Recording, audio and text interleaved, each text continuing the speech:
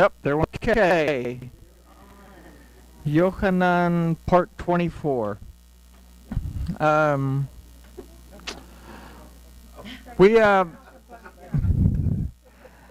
We've considered a lot of things in Yochanan up to this point. Life changes, personality changes, spirituality changes. The whole of chapter 6, we looked at a whole bunch of different aspects of how to transform ourselves. And we ended up, towards the last few studies, that we have to accept the instructions, and then we have to dedicate ourselves in a relationship. But that's not all there is to it, of course. I mean, what is it to dedicate ourselves in a relationship with our Elohim? It's just, okay, well, it's not just reading the Bible and keeping a few of the mitzvah, and what else is involved in this? So let's talk to our Elohim, and then we'll take a look at a study that involves the Feast of Tabernacles and Yahusha saying, I'm not going, and then he goes anyway. So, Father, we thank you for this opportunity to study your word. And we ask that you will open our eyes, open our ears, and open our hearts so we can see, hear, and understand your word, so that we can become accustomed to being able to watch for you and know that you are always with us. We thank you for it in the name of Yahusha. Amen. So, again, Yochanan part 24. We learned in chapter 6 was that we have to dedicate ourselves to Yahuwah through his word and be willing to enter into that relationship based on his truth and not our own interpretation of it. Now, in the 8 verses that we're going to consider from Yochanan chapter 7, this concept's also going to show itself to be of great importance in our moving towards a millennial relationship with our Elohim, with the Father in the world to come. If we say that we're willing to accept the terms of a real relationship with Yahuwah Elohim by and through Yahusha, we have to be willing to participate in his appointed times. And this is just part of the whole part and parcel, however you say that. We have here in this period of time, there is seeds of division are starting to be planted.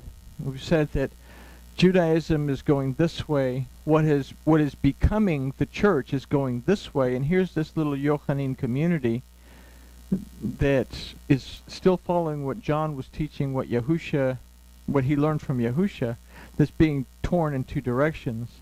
And let's consider these verses, and then we'll take a look at, we'll kind of break them down a little bit.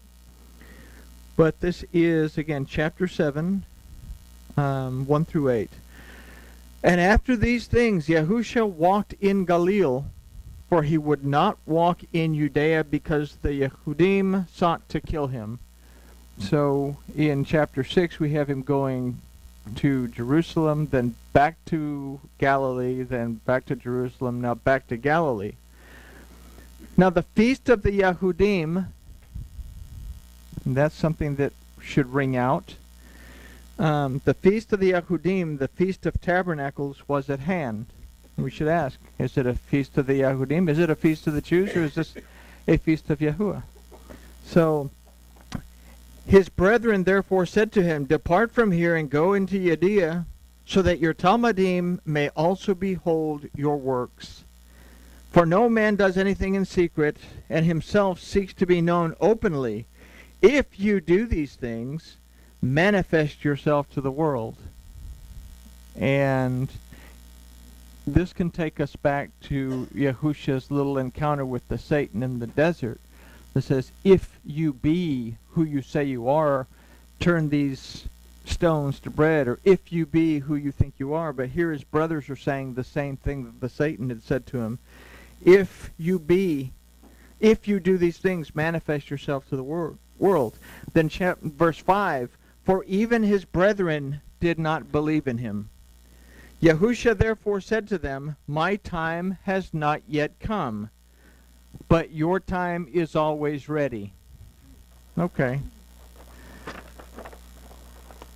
Then he goes on to say, the world cannot hate you, but me it hates because I testify of it, that its works are evil.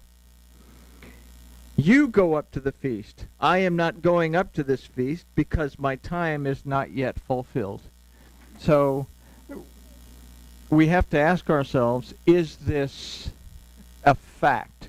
Can Yahusha, being an Orthodox, Torah-observant Jew, say, I am not going to do what Elohim commands me to do, to go partake in the Feast of Tabernacles in Jerusalem? So he can't do that. So something else is going on here. So we have to consider all of these verses from a Hebraic perspective, and not simply a dogmatic or a historical perspective. So within these verses, we're going to consider why we keep Sukkot primarily, and this will serve to illustrate to us why we keep the balance of the feasts and festivals of Yahuwah. We're going to consider why Yahusha appears to be absent, yet is hidden in the crowd for us to recognize him if we're truly in agreement with the word of Yahuwah. So we begin with verse 1. It says, after these things, Yahusha walked in Galilee, for he would not walk in Judea because the Yehudim sought to kill him. Let's first consider that these things that it's talking about refers to what we learned in chapter 6, that we have to accept the Torah and be willing to enter into a spiritual relationship with Yahuwah Elohim by and through Yahusha, as both the word of Yahuwah and as the vehicle of sacrifice that would make this restored covenant relationship possible. That's these things. We have to enter into a relationship with Yahuwah Elohim by and through his word, and accept the gift that was given through that blood that basically allowed us to reconnect to the Father. Now, our willingness to accept Yahusha's message in chapter 6 will be played out in our ability to perceive, discern, and understand the message in the light of the feasts and festivals of Yahuwah. The word Galil means a circle or a circuit. So here we have this idea of something going round and round again. So here's a concept that we have to first become aware of. We all have a multitude of choices to make, and while we are working towards walking in truth, we will come full circle a number of times as we seek that truth. Yahusha walks in Galilee. Yahuwah is present and walks with us as we discover truth and choose to follow it. So this brings us forth into our lives the presence of Yahusha. Okay? He's not separated from us, but he's in the same holding pattern we are. We are constantly doing this throughout our lives. We figure it out, we let it go, we transgress against it, figure it out again, and make teshuvah and go on. This is a constant thing throughout history, but if we're honest with each other, we continue. Sometimes we make the same mistake 3, 4, 5, 6 different times in different ways before we finally figure out, hey, it's not working out that way. And it's the same thing with our relationship with our Elohim, that it's hard to let go of things, so we keep going back to things, but we're finally able to make that circle enough times that we're able to leave things behind that shouldn't be there. But so for us to consider the phrase, for he would not walk in Judea because the Yehudim sought to kill him, we must be clear topically on who the Yehudim represent. The Yehudim, when we read about the Yehudim in the Bezoras, we're reading about the religious Jews who had their own agenda that was based on a dogmatic power struggle. Unfortunately, we have to ask, was this really... We understand why it was put in there, to illustrate to us that these people had it was the religious authority that was struggling to maintain power. Unfortunately, what happened is, as the church fathers got a hold of this, they started to vilify all Jews as a result of this. And this was actually one of the reasons for the rift between the church and Judaism that split that took place where finally in the 4th century they said, we're not going to do anything that the Jews do. We're not going to keep the feasts of the Jews, like we read earlier. So when we read about the Yehudim and the Bezoras, we're reading about the religious Jews who had their own agenda that was based on a dogmatic power struggle.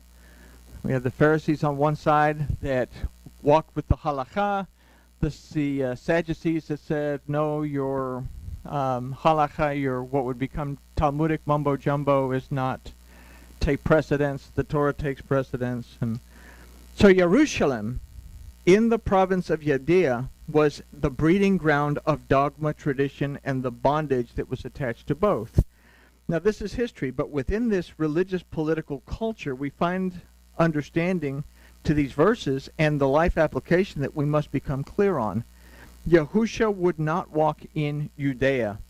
The redemption, deliverance, and restoration of Yahuwah Elohim is not found within the power struggles for authority. And that's a very important concept for us to grab onto.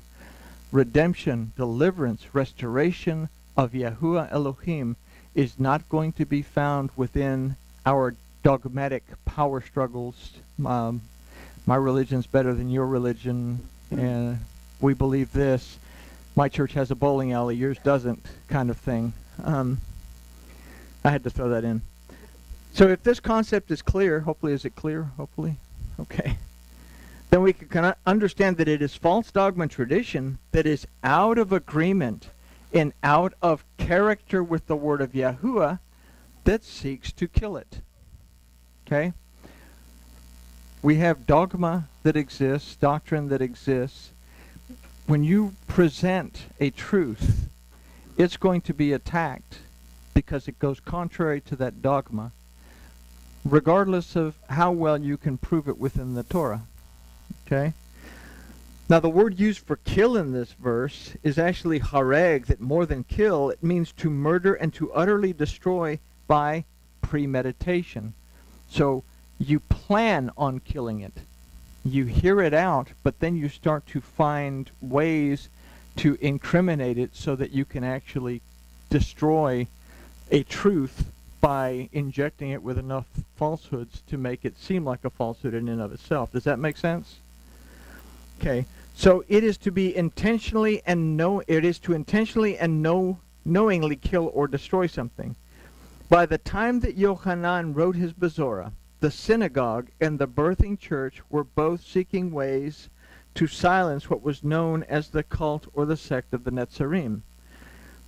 By the writing of Yochanan, the dwindling Yochanan community was this group of believers that still held on to what Yahusha had taught. It had been passed on by John. John was the only one left. All the other ones had been killed off.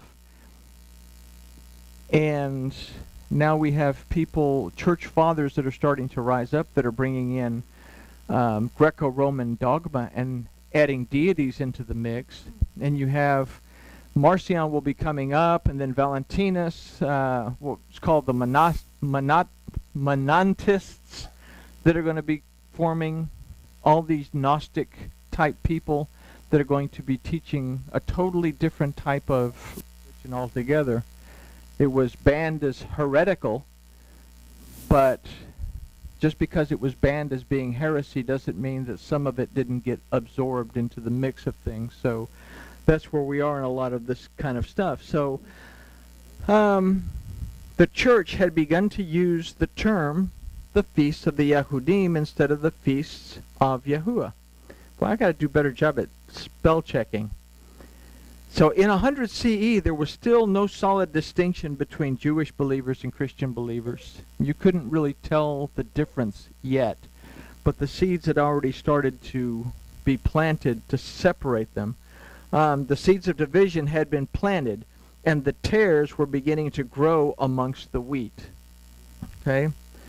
So as early as 160 CE, Irenaeus would write in his book Against Heresies, that is still in print today, and condemns the Greco-Roman influence that's beginning to permeate in the Christian community. Irenaeus had his own problems, but he still wrote this book about the heresies that were starting to be taught within the church. Ignatius he was such a great church father, but he started to develop a whole lot of things that went totally contrary to the Torah and started inciting this anti-Semitism, so to speak. What we learn from this last phrase is that within the dogmas and traditions of the religious authorities was the permeated plan to snuff out the Torah's concept of redemption, deliverance, and restoration. If you can get rid of this idea of being delivered, being redeemed, being delivered, and being restored, and replace it with something that you can use to keep the populace under control, then you're going to have more control, and you're going to be able to keep the populace basically under your thumb. And so something called salvation started to make its way into the doctrinal system. So verse 2 says, "Now the feast of the Yahudim, the Feast of Tabernacles, was at hand." So we have to question if this is even a valid remark by Yochanan. He understood that Sukkot was a feast of Yahuwah and not a feast of the Yahudim. Again, we have to be careful with the Gospels because, for example, Luke, I think we talked about it briefly last week, Luke was actually taken by Marcion, and Tertullian says, you butchered it. You did surgery to that because he removed as many of the Old Testament references as he could from Luke. So basically, it was a gospel that couldn't be trusted, and there was actually some debate as to whether they were going to allow that particular one into what would become the canon. And he did the same thing with the writings of Paul. So now we get stuff like this. Is that really what it said, or is it something that was written in because we want to develop a hatred of the Jews so that we can get away from them and start our own thing? But if we can consider that an idea that we can formulate here is that Yochanan is making a statement that religious authorities had ceased to understand that Yahusha was the word of Yahuwah, and that within that word were contained the feasts and the festivals of Yahuwah, and that pointed to Yahusha. So we can say that Yochanan probably said the Feast of the Jews to make a statement, to state that people were starting to separate themselves from Yahuwah Elohim, and he was trying to get the Yochanan community to understand, no, they're not the feasts of the Jews. These are the feasts of Yahuwah. And if you start calling them that, then you are basically separating yourselves as well. So the term Feasts of the Jews would play a big role in driving a wedge between Judaism and Christianity in the 3rd and the 4th centuries. In the 3rd century we have the coming of Marcion and Valentinus and the Monetists. I always have a wonderful time saying that. The battle between Tertullian and these guys and the church fathers battling back and forth. But by the time the 4th century came along, the wedge was there, and there was enough bad feelings that the separation from Judaism would become complete. And a guy named Eusebius was a historian. He would be commissioned by Constantine to produce 50 copies of what was called the New Testament in Greek for Constantine to distribute throughout the kingdom. So we have the advent around that time of Greek coming in as a written form.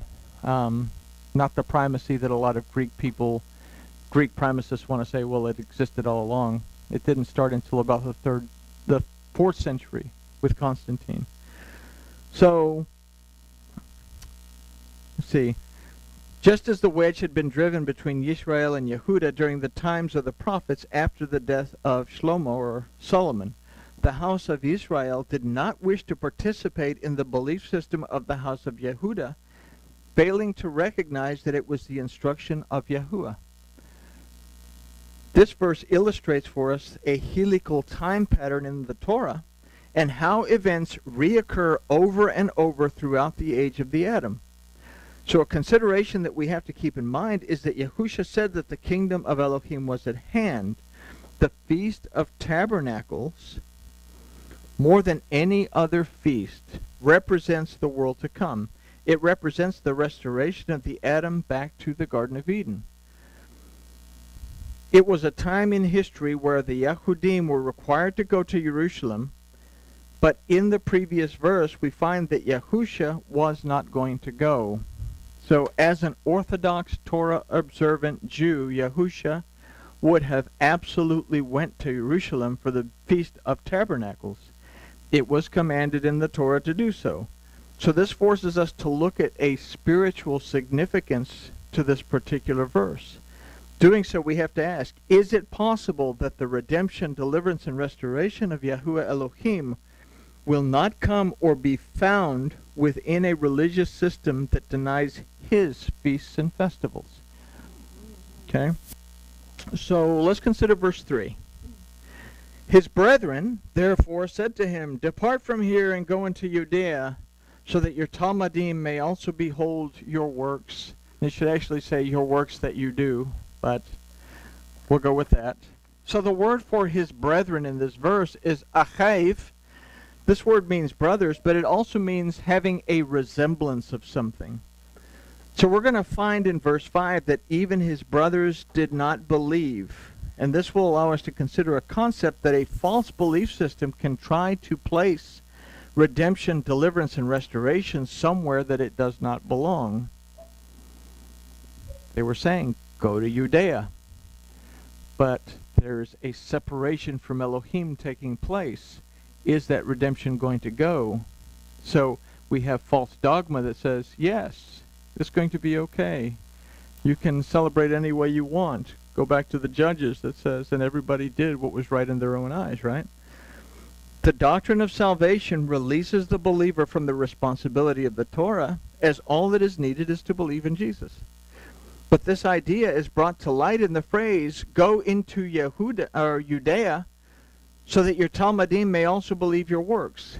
There is a type of reverence, but the power of Yahuwah Elohim to bring forth truth, redemption, deliverance, and restoration is not and will not be present in a reproduction. It will only be present in the original work as made by Yahuwah Elohim. Yahuwah gave us the directions. Yahusha said, don't stray from the directions. But then we try to stray from the directions, we make up our own thing, and then we expect for the Ruach of Yahuwah to be present within a counterfeit. So this is kind of what is going on here. Go and show them what you can do. But how am I going to go and show them what I can do if it's not real? That makes sense, I hope, maybe? All right. So verse 4.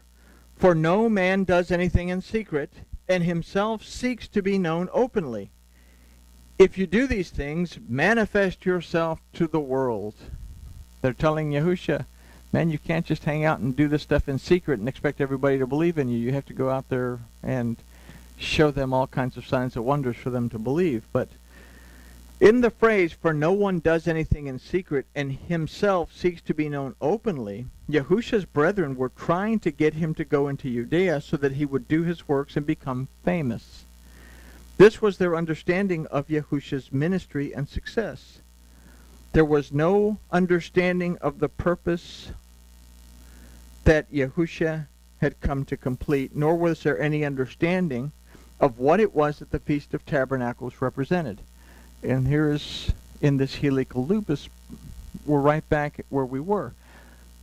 We have all kinds of dogma and doctrine that teaches all kinds of stuff as to why Jesus came and he did all the stuff that he did.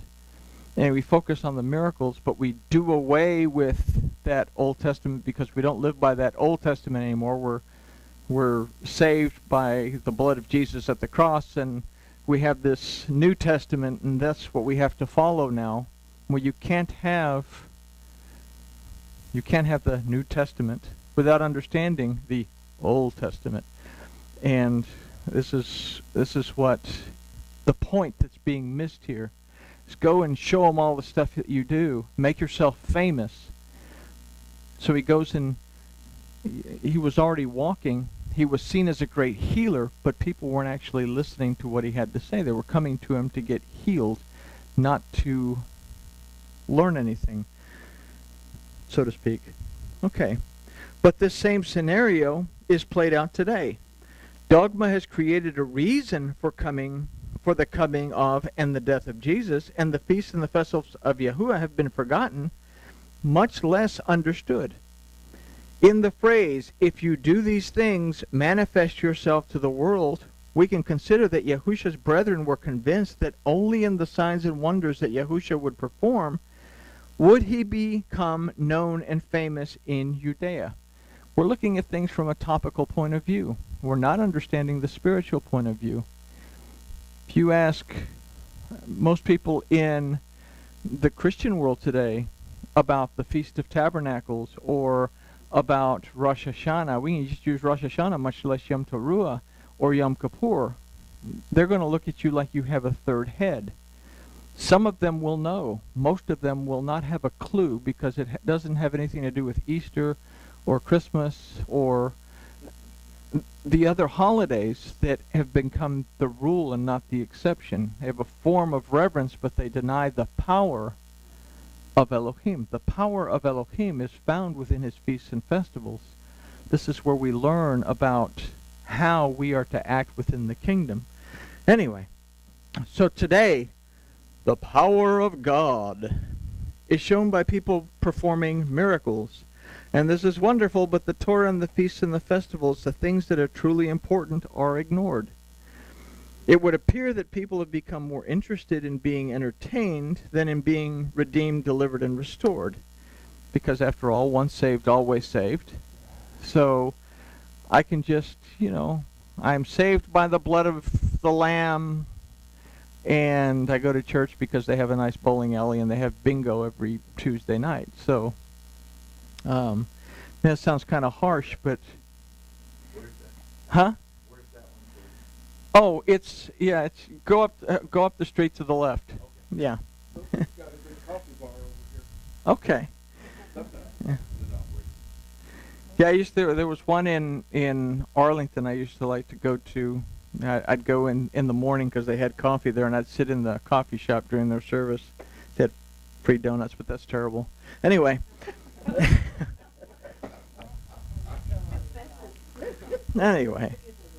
All right, so it's more important to be entertained, to have your ears tickled, and to actually understand the gut, so to speak, of what it is to be redeemed, delivered, and restored, and the fact that there is going to be a world to come, and we have these beautiful feasts and festivals laid out so that we can rehearse and understand how to go about and be prepared.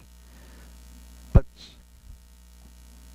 most of the religious world is totally oblivious to this. Even within Judaism, they're oblivious to it, because the Talmud has stolen that from them.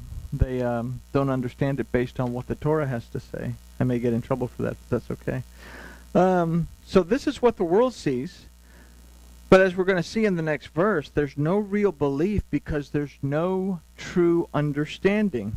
And verse 5 says, "For even his brethren did not believe in him." I think it's ironic. It probably doesn't mean anything because the Torah was originally, there was no chapter and verse within the Torah.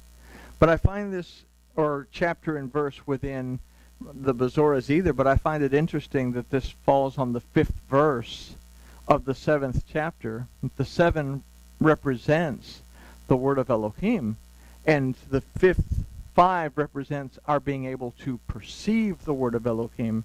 And that 5th verse says that even his brethren did not believe in him. So this is kind of extra, but I just found it kind of strange that, numbering pattern, we can't go with the numbers or the thing, but I just thought it was kind of cool. It just hit me. But so why do we believe what we believe? And this is a question that we've been asking now for several weeks.